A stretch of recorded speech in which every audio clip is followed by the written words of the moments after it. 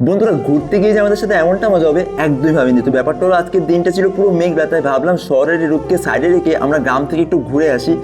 তাই সবার প্রথমে মেট্রো চলে আসে, আর এই মেট্রোর মধ্যে খালি মেট্রোর মধ্যে এসির হাওয়া খেয়ে যাচ্ছিলাম বাইরে। আর এই মেঘলা ওয়েদারটা দেখে সত্যি বলতে আলাদাই লাগছিল।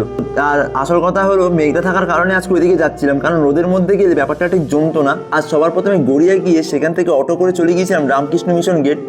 আর সেখানে রাহুল থাকায় রাহুলের বাইকে করে যাচ্ছিলাম, কিন্তু মাঝপথে হঠাৎ আমাদের সাথে একটা সমস্যা হয়ে যায়। গাড়ির মধ্যে তেল শেষ হয়ে গিয়েছিল, তাই গাড়িতে এবং নিজেদের মধ্যে ফুল ট্যাঙ্ক পাওয়ার পরে আমরা চলে গিয়েছিলাম সুভাষগ্রামে নীলকে পিক আপ করার জন্য।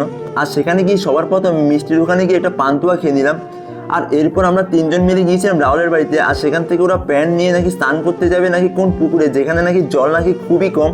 তাই জামা কাপড় নিয়ে আমরা পৌঁছে যাই সেই জায়গায়। আর দেখতে কিছুটা এমনটা ছিল। আর গাইজ এদের মধ্যে দেখো বিন্দু মাত্র ধৈর্য না থাকায় এরা তাড়াতাড়ি পুকুরে নেমে যায়, আর তাও নাকি আবার পুকুরের মাঝে। আর গিয়ে দেখো একবার কি বলে ওরা। अच्छा हमको सिखा रिया है। यही नहीं, अभी और सुनिए। লেটস স্টার্ট, চলো।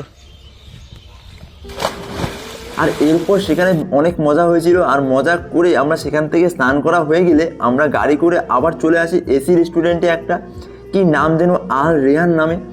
আর সত্যি বলতে কিন্তু দোকানটা থেকে মনে হচ্ছিল যেন দীঘাতে ঘুরতে এসেছি এরকম ফিল হচ্ছিল। আর তাও নাকি আবার এই দোকানে এসি ছিল। আর এরপর আমরা মেনু কার্ড দেখে 3টে চিকেন বিরিয়ানি অর্ডার দিয়েছিলাম, খেতে কিন্তু ভালোই ছিল।